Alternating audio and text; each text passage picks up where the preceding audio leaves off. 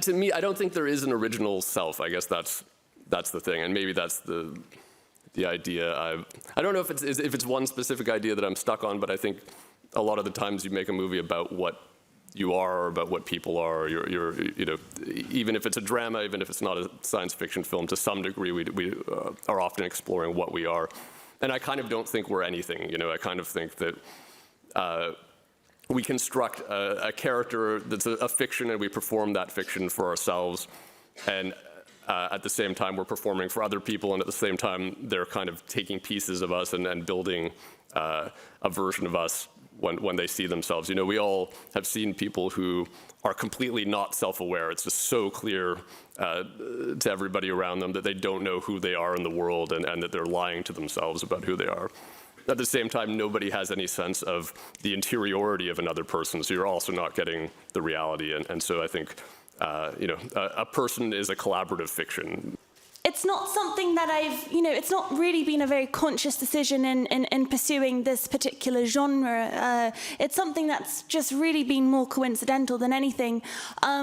First and foremost, I'm incredibly director-driven, and I've had the opportunity to work with some really incredible directors like Brandon Cronenberg, and it's not necessarily that, I don't shy away from this kind of material. I find within these sorts of stories, within these sorts of scripts, characters that are really challenging, characters that allow me to explore facets of myself that I don't really feel very comfortable to reveal outside of a set, and I enjoy that process. I enjoy being pushed. I enjoy provocative material. I enjoy stories that divide audiences, and hopefully, you know, people watch these kind of movies and they take something from it.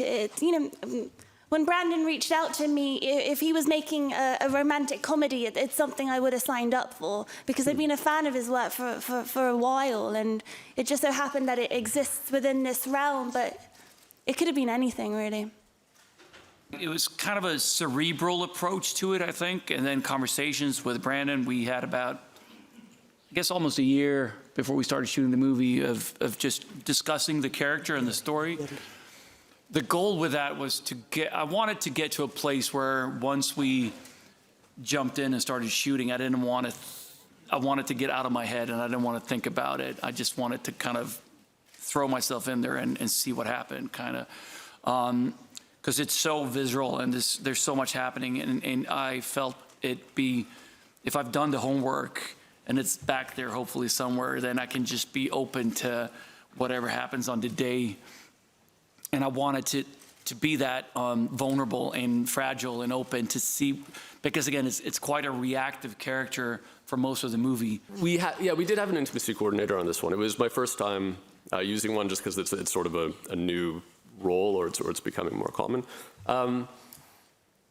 Yeah, I mean, from my perspective, it was helpful on this one. I mean, I'll defer to the actors here in terms of whether it felt safer or better, but on the previous film, there were nude scenes and sex scenes, but it was not involving a huge number of people, so it was sort of easy to have those conversations about where everyone's boundaries are and making sure that everyone was comfortable with how those scenes were designed. And but in this case, it was a lot of people, and it was not just a group of actors, but there were also body doubles for certain shots, and so just having someone tracking all of those people and having those conversations with that many people, and then being able to say, okay, here's where everybody's comfortable, here's how we can kind of design those scenes within the boundaries that everyone has, was, from my perspective, actually useful on this one.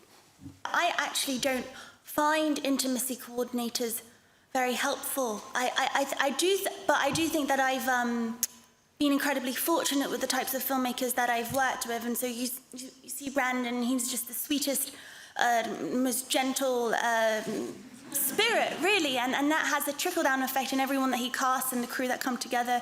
It was a really familial group of people, a bond that we created. So, sometimes it's better to just do the work rather than talking and going around the work. And I've been in instances where I have to ask my co-star if I can, touch his shoulder and then give him a hug. And that's actually far more uncomfortable than just like doing the scene and then being able to, if something feels off or something's not clicking in the way that it should, then it's incredibly valuable to have someone there as a point person. But sometimes it's just better to just get into the work and then take it from there. The dog stuff was different. I was the dog for 3 months, naked in Stockholm, leading up to that sequence. Just to get to know just the mannerism and the movement of dogs. So I would go to dog parks every day. I would hump old ladies in the streets, just take a shit on the sidewalk, just kind of stuff to embody a dog. I don't mean to brag, but I think it paid off in the movie.